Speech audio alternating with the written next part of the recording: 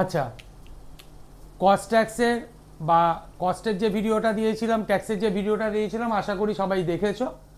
যারা দেখোনি তাদেরকে অনুরোধ করছি একবার দেখে নেওয়ার জন্য, কারণ ওই ভিডিও দুটো খুব কাজে লাগবে, ওখান থেকে বেশ কিছু অঙ্ক আসবে।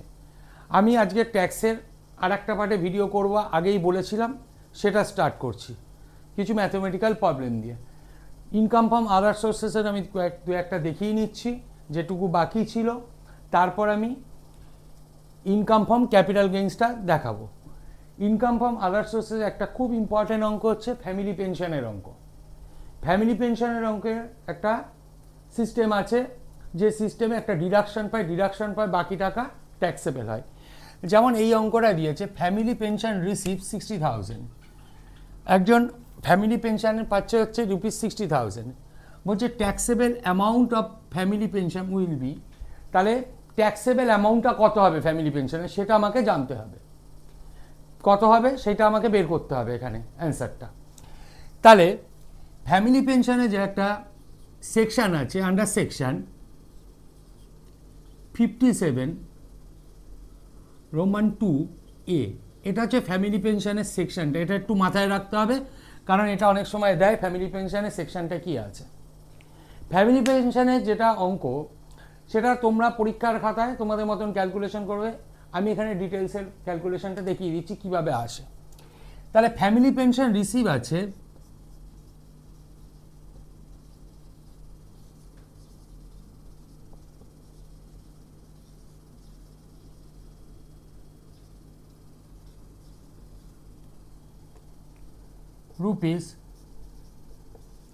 ₹60,000, ঠিক আছে। এর থেকে লেস হয়ে যায় স্ট্যান্ডার্ড ডিডাকশন,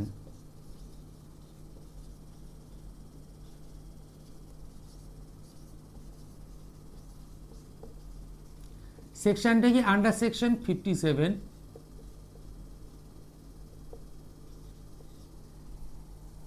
প্রথম হচ্ছে 1/3 অফ ফ্যামিলি পেনশন রিসিভ, তার মানে 1/3 অফ ফ্যামিলি পেনশন আমার কত ছিল 60,000, তাহলে 60,000 এর 1/3, তাহলে কত হচ্ছে 20,000। আর ম্যাক্সিমাম লিমিট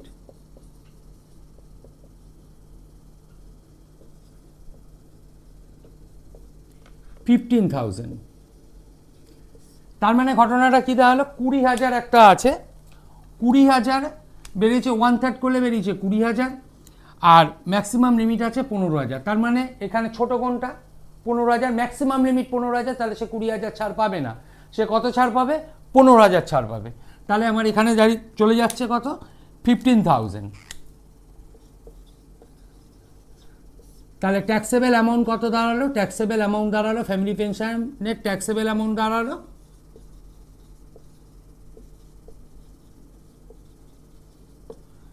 45,000।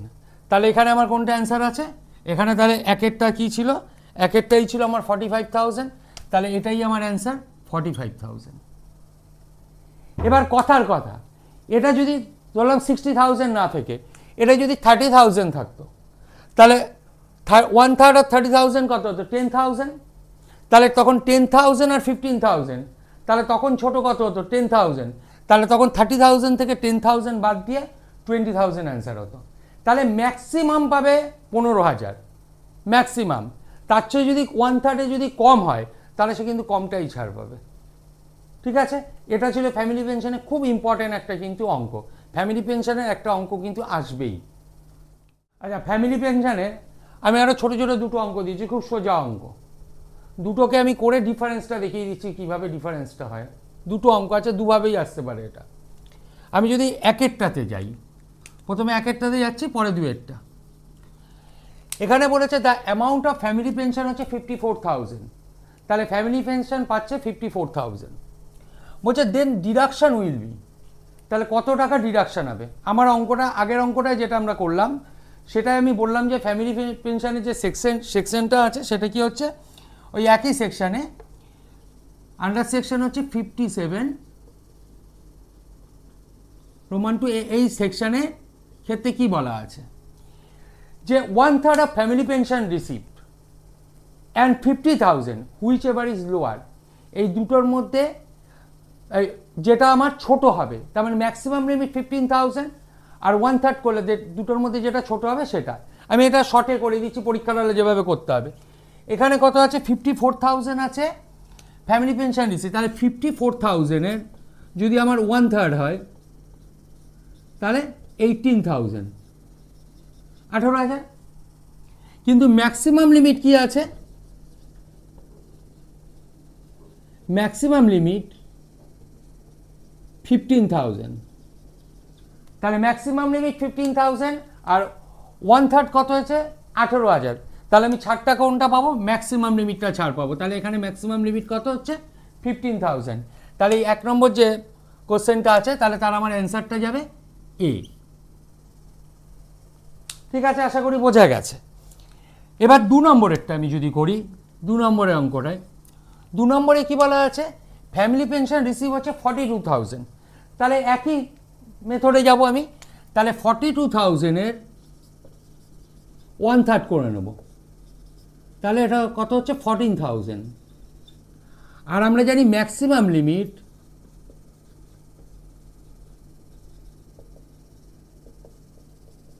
15,000। তাহলে দুটোর মধ্যে যেটা ছোট, হুইচ এভার ইজ লোয়ার, যে দুটোর মধ্যে যেটা ছোট, তাহলে এক্ষেত্রে দুটোর মধ্যে কোনটা ছোট হচ্ছে? 14,000। তাহলে এটার ক্ষেত্রে ফ্যামিলি পেনশন থেকে ডিডাকশনটা কত হবে? ডিডাকশনটা হবে আমার, এর অ্যান্সারটা 14,000। তাহলে এটা তো বেরোলো।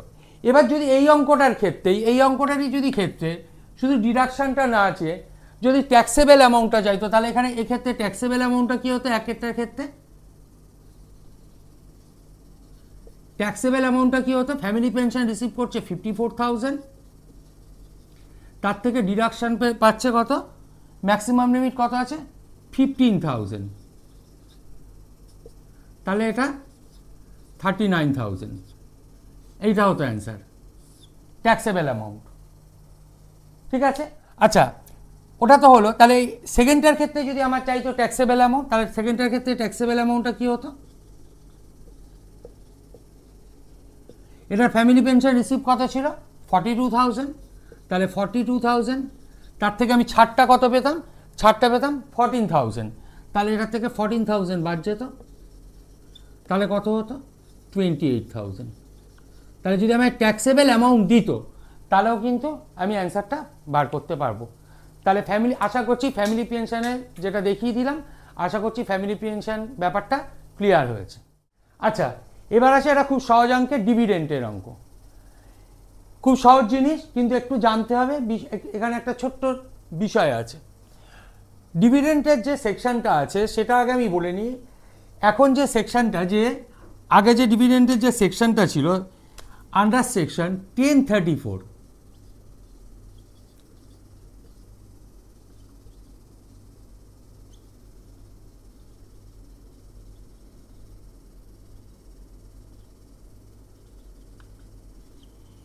এই সেকশনটা আগে ছিল ডিভিডেন্টে আগে কি করতে? ইন্ডিয়ান কোম্পানি যদি কেউ ডিভিডেন্ড পেত সেইটা পুরোটা ট্যাক্স ফ্রি হয়ে যেত।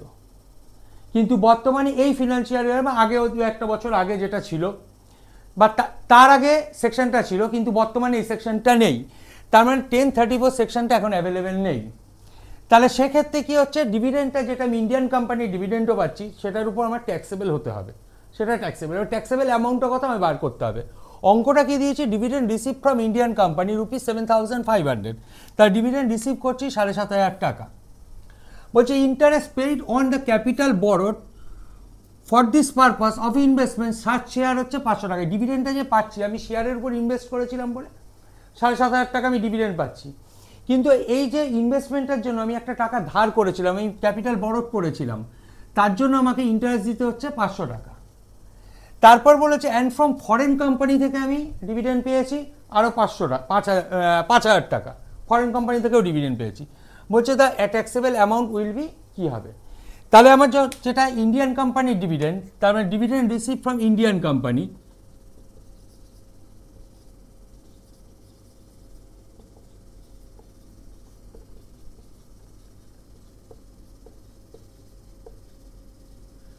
ইন্ডিয়ান কোম্পানি, এক্ষেত্রে হচ্ছে আমি 7,500 টাকা পাচ্ছি। যদি আমি শেয়ারটা কেনার জন্য ইনভেস্ট না করতাম তাহলে কিন্তু 7,500 টাকায় ট্যাক্সেবল হয়ে যেত, কিন্তু যেহেতু আমি শেয়ারটা কেনার জন্য ইনভেস্ট করেছি তার জন্য আমাকে ইন্টারেস্ট দিতে হচ্ছে, তাহলে এখানে এই 500 টাকাটা ইন্টারেস্টের মাইনাস হবে, তাহলে এই 7,000 টাকা ট্যাক্সেবল ইন্ডিয়ান কোম্পানি ডিভিডেন্ড। এটা হচ্ছে এখন 1034 সেকশনটা অ্যাভেলেবেল নেই বলে এইটা কিন্তু পুরোটাই ট্যাক্সেবল। আগে কিন্তু পুরোটাই ছাড় ছিল, এটা নীল হয়ে যেত, কিন্তু এখন ট্যাক্সেবল। এটা হয়ে গেল 7,000 টাকা। আর ফরেন কোম্পানি থেকে ডিভিডেন্ড আমি পেয়েছি, ডিভিডেন্ড রিসিভ ফ্রম, কোথা থেকে পেয়েছি আমরা? ফরেন কোম্পানি থেকে ডিভিডেন্ড কি পেয়েছি? ফরেন কোম্পানি থেকে ডিভিডেন্ড পেয়েছি 5,000 টাকা। তাহলে টোটাল ট্যাক্সেবল ডিভিডেন্ড আমার কত হয়ে গেল? 12,000 টাকা। তাহলে এই টাকার উপর আমার ট্যাক্স দিতে হবে। তাহলে আমার কোন অ্যান্সারটা ঠিক? এর অ্যান্সারটা ঠিক। এবার শুধু যদি ইন্ডিয়ান কোম্পানির ডিভিডেন্ড দিয়ে অঙ্কটা দেয় সেটাও আসতে পারে। শুধু ইন্ডিয়ান কোম্পানি দিয়ে ডিভিডেন্ড দিলে যদি আমার ইন্টারেস্টটা না দেয় সেটা বাদ যাবে না, তাহলে আমার পুরোটা ট্যাক্সেবল হবে। বা শুধু যদি ফরেন কোম্পানি থেকে ডিভিডেন্ড দেয় তাহলে তো পুরোটাই ট্যাক্সেবল হবে, সেক্ষেত্রেও যদি ইন্টারেস্ট নিয়ে সে করে সেইটা মাইনাস করে বাকিটা ট্যাক্সেবল হবে। ঠিক আছে, এইটা গেল ডিভিডেন্ডে। এবার আমি ইনকাম ফ্রম আদার সোর্সের পার্টে যে ধরনের অঙ্ক আসে আমি আগের ভিডিওটায় দিয়েছি, এই ভিডিওটাও সেটা দিলাম, এতদূর পর্যন্ত ছিল। এবার আমি কিছু আসছি ক্যাপিটাল গেইনেরও কিছু ছোটোখাটো অঙ্ক আসে, সেগুলো একটু দেখানোর চেষ্টা করছি। আচ্ছা, এখানে আসি এবার ক্যাপিটাল গেইনে কয়েকটা অঙ্ক নিয়ে। এগুলো আসে ক্যাপিটাল গেইনে খুব ছোটো ছোটো অঙ্ক, একটু ক্যালকুলেশনটা জানলে হয়ে যাবে। বলেছে mister Das purchase a building worth rupees 3 lakhs on 15 July 2022। এইখানে ডেটটা, মান্থটা, ইয়ারটা খুব প্রয়োজনীয়। বলছে on sold such building on 3,50,000 on 15 জানুয়ারি 2024। 15 জানুয়ারি 2024 বিক্রি করেছে। The amount of capital gain for the assessment ইয়ার 25-26 কি আছে? এখানে আমাকে ইন্ডেক্স কস্ট দিয়ে দিয়েছে 24-25 হচ্ছে 363 আর 22-23 হচ্ছে 331। এবার এখানে আমি একটা কথা বলে রাখি, যদি লং টার্ম ক্যাপিটাল গেইন হয়, ক্যাপিটাল দুই ধর, শর্ট টার্ম আর লং টার্ম।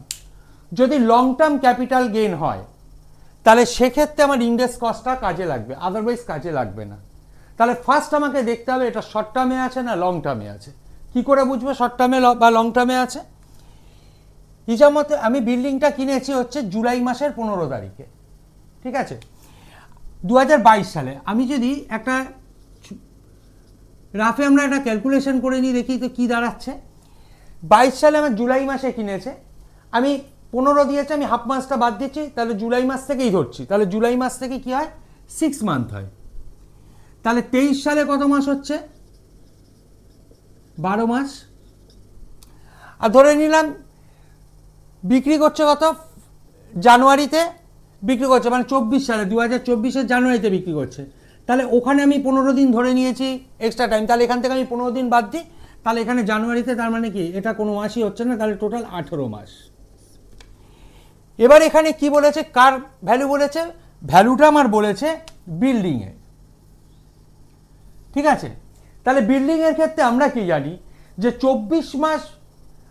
24 মাসের বেশি সময় যদি থাকে কোনো অ্যাসেট, তখন সেটা লং টার্ম ক্যাপিটাল গেইন হবে। তাহলে এটা এখানে 24 মাস নেই, এখানে কত মাসের মধ্যে রয়েছে? 18 মাসের মধ্যে রয়েছে, তাহলে এটা লং টার্ম ক্যাপিটাল গেইন হবে না। তাহলে এটা কি হতে হবে আমাকে? Short term capital gain. তাহলে শর্ট টার্ম ক্যাপিটাল গেইনের ক্ষেত্রে আমার তাহলে ইন্ডেক্স কস্টটা যেটা দেওয়া আছে এই ক্যালকুলেশন লাগবে না। লং টার্মের ক্ষেত্রে ইন্ডেক্স কস্টটা লাগবে, সেটা কি আছে সেটা পরের অঙ্কে আমি আসবো। তাহলে এটার ক্ষেত্রে কি দাঁড়াবে? এটার ক্ষেত্রে যেহেতু 18 মাস, তার মানে 24 মাসের মধ্যে থাকছে, 24 মাসের বেশি হয়নি, 24 মাসের বেশি হলে সেটা লং টার্ম হতো। তাহলে এটা লং টার্ম না, এটা শর্ট টার্ম। তাহলে এই ক্ষেত্রে কি হচ্ছে? শর্ট টার্ম ক্যাপিটাল গেইনস কি হবে?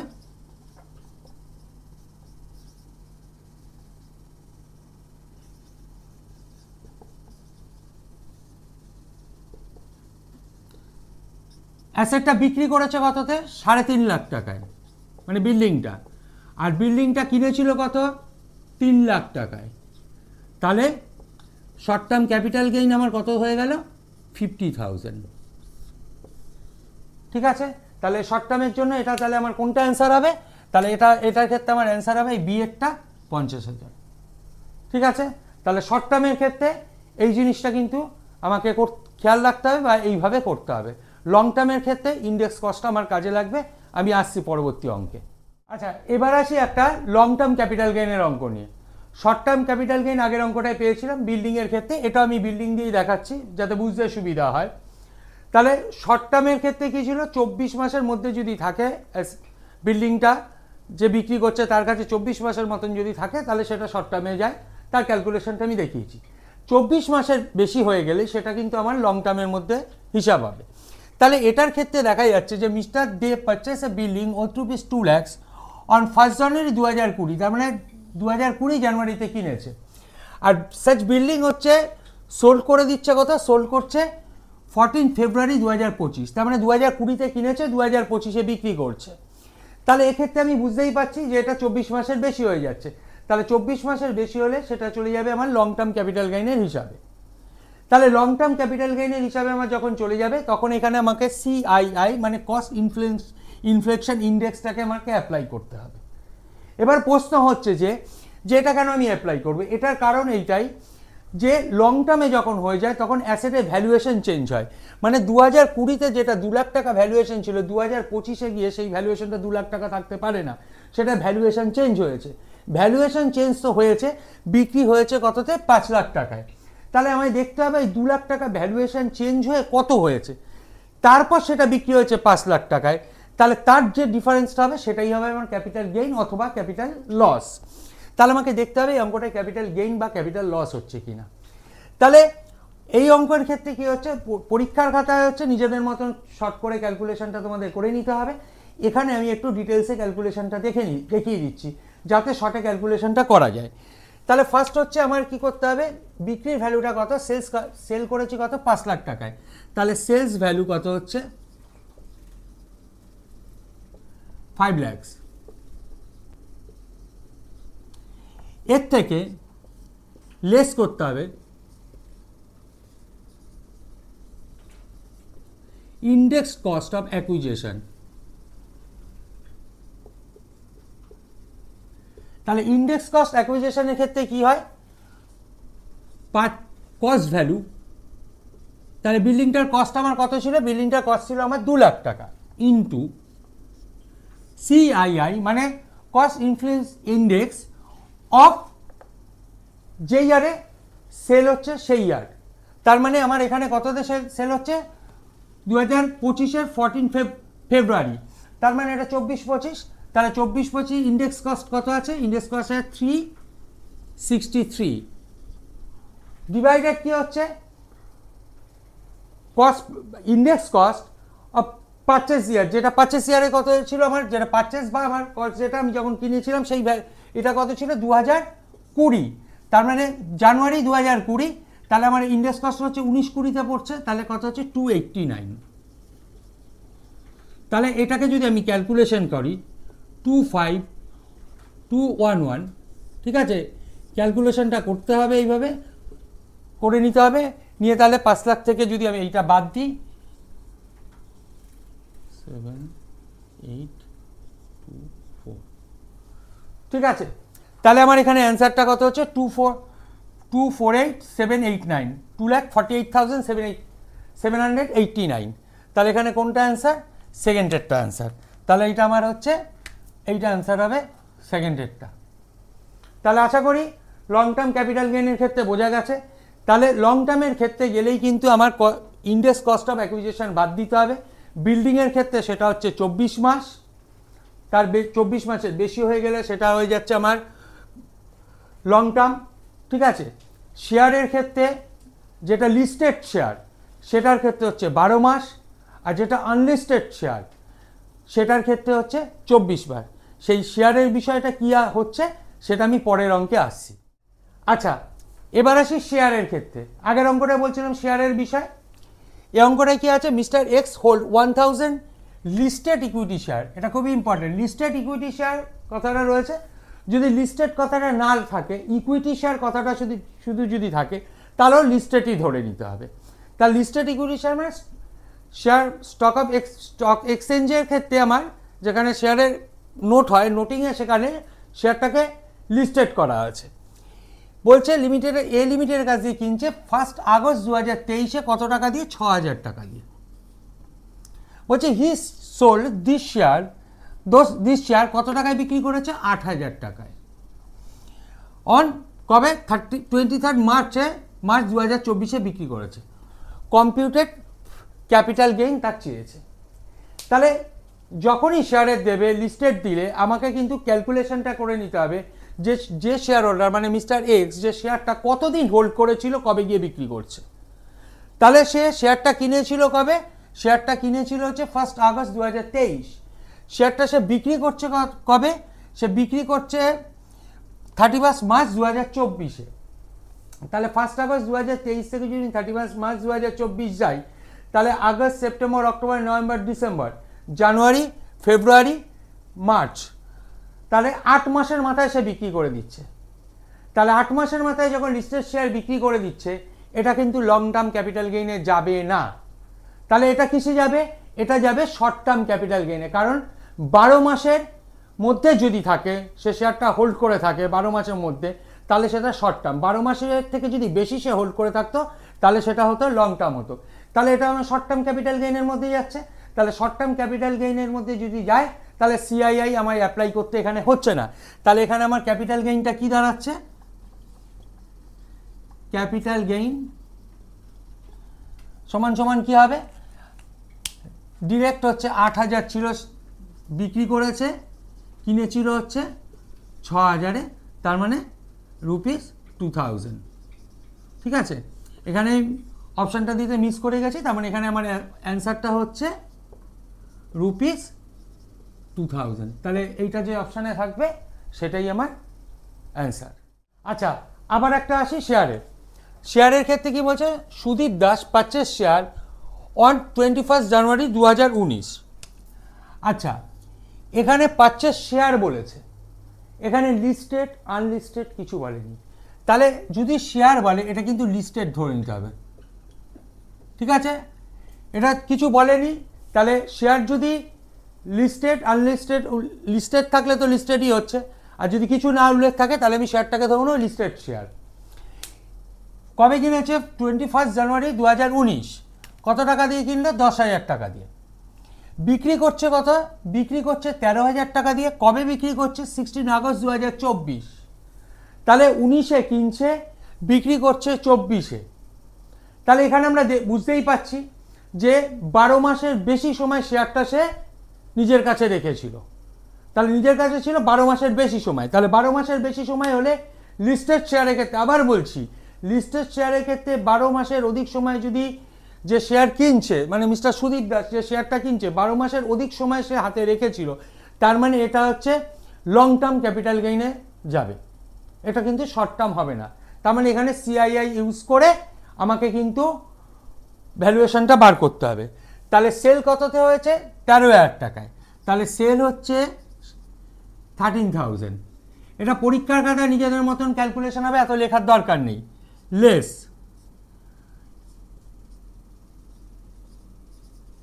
ইন্ডেক্স কস্ট অফ অ্যাকুইজিশন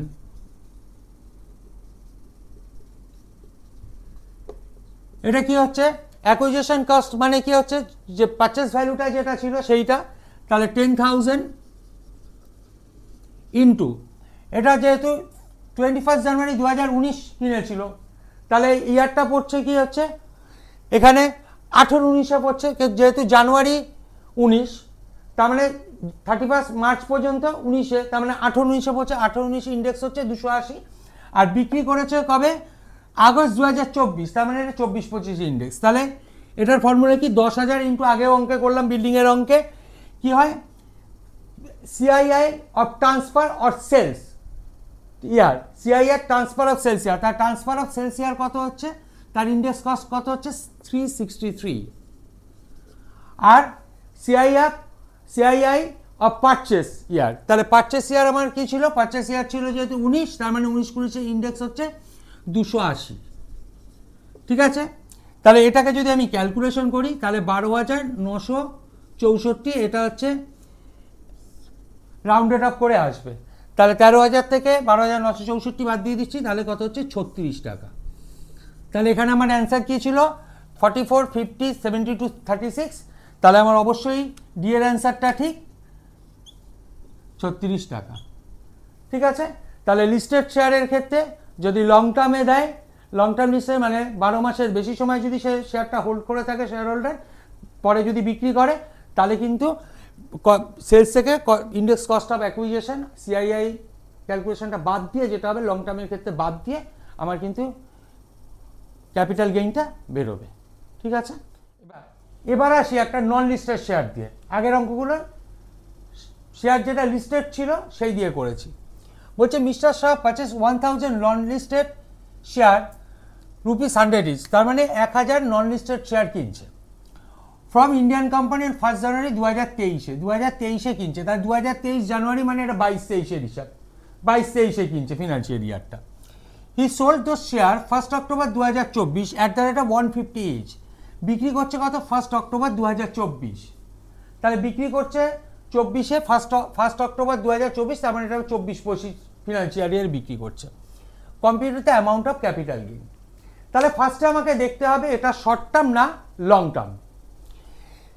কিনছে কবে? 1 জানুয়ারি 2023-এ, বিক্রি করছে 1 অক্টোবর 2024-এ। তাহলে জানুয়ারিতে কিনছে, তাহলে জানুয়ারি শেষে যদি আমি যাই তাহলে 12 মাস হচ্ছে 23 সালটা, তারপর হচ্ছে অক্টোবর মানে আরও 10 মাস, তার মানে 22 মাসের মাথায় সে বিক্রি করে দিচ্ছে। তাহলে নন লিস্টেড শেয়ারের ক্ষেত্রে বলে রাখি, নন লিস্টেড শেয়ারের ক্ষেত্রে কিন্তু 24 মাস শেয়ারটা যদি হোল্ড করে তাহলে সেটা শর্ট টার্ম হবে। 24 মাসের বেশি সময় সে যদি হোল্ড করে রাখে তাহলে সেটা কিন্তু লং টার্ম হবে। তাহলে এটা 22 মাস হোল্ড করে রেখেছে, তাহলে অবশ্যই এটা শর্ট টার্ম হবে। কিন্তু লিস্টেড শেয়ারের ক্ষেত্রে বলেছিলাম, আগের অঙ্কও বলেছি, লিস্টেড শেয়ারের ক্ষেত্রে এই সময়কালটা কিন্তু হচ্ছে 12 মাস। 12 মাস পর্যন্ত যদি হোল্ড করে রাখে তাহলে সেটা হচ্ছে শর্ট টার্ম হবে। 12 মাসের বেশি সময় যদি শেয়ারটা হোল্ড করে রাখে সেটা কিন্তু লং টার্ম হবে। তাহলে এটা 24 মাসের কম সময় মানে 22 মাস হোল্ড করে রেখেছে, তাহলে এটা হচ্ছে আমার শর্ট টার্ম হবে। তাহলে এক্ষেত্রে এই যে এখানে যে কস্ট অফ ইন্ডেক্স কস্ট যেটা দেওয়া আছে এটা আমার কোনো কাজে আসবে না। ঠিক আছে, অঙ্কের মধ্যে এমনি দেওয়া থাকতে পারে একটুখানি যাতে ভাবনার এদিক ওদিক করা যায়, কিন্তু দেখতে হবে, আমাকে খেয়াল করে নিতে হবে এটা আছে কি না। আমি 22 মাস হচ্ছে আমার সময়কালটা হিসাব করে নিতে হবে, সময়কালটা হিসাব করে আমি 22 মাস দেখছি, তার মানে আমার লং টার্মে যাচ্ছে না। লং টার্মে যদি না যায় তাহলে ইন্ডেক্স কস্টটা কাজে লাগবে না। আর একটা ছোট্ট টিপস দিয়ে রাখি, যে সমস্ত অঙ্কে সাধারণত যেটা দেখা যায় অঙ্কে দেওয়া থাকে, মানে যদি ইচ্ছা না করে একটু গন্ডগোল যদি না করার ইচ্ছা থাকে, তাহলে শর্ট টার্মের ক্ষেত্রে ইন্ডেক্স কস্টটা নর্মালি দেওয়া থাকে না শর্ট টার্মের ক্ষেত্রে। লং টার্মের ক্ষেত্রে যেহেতু ইন্ডেক্স কস্টটা লাগবে সেই জন্য ইন্ডেক্স কস্টটা দেওয়া থাকে, শর্ট টার্মের ক্ষেত্রে দেওয়া থাকে না। আবার কিছু কিছু সময় কি হচ্ছে ইচ্ছাকৃত দেওয়া থাকে যাতে অঙ্কটা ভুল বুঝে ভুল করা হয়।